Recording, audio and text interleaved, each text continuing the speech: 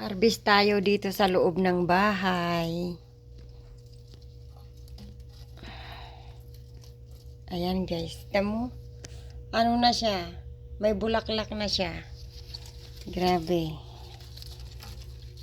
Kaya tanggalan natin konti ng dahon. Kasi dumadami na yung dahon.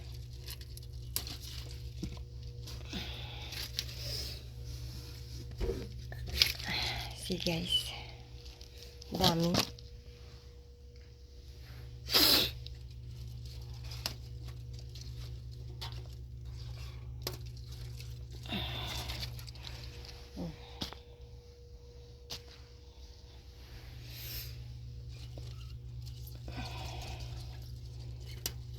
Ano to guys?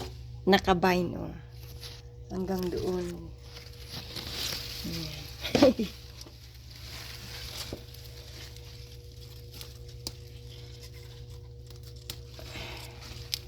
Diba? Sa loob lang ng bahay ko yan. Kasi sa labas, may snow.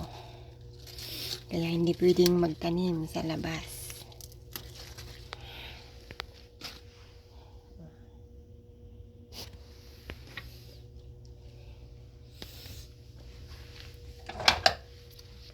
Kaya dito tayo sa loob. Mag-ano.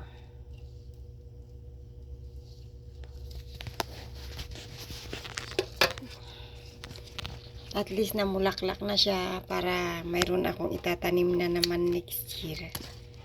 Sana mag-ano siya. Magbigay siya ng maraming buto.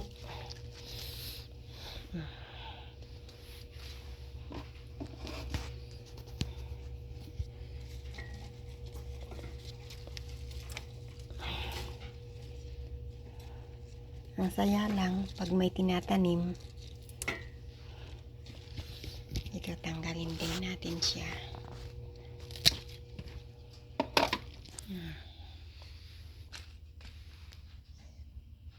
Ito lang sa loob ng bahay.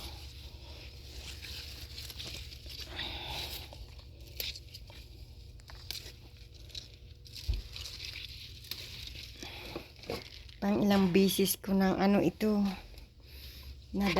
Natanggalan ng dahon. Ayan, dami ko nang na-harvest, oh. Oh, diba? Sa loob lang ng bahay.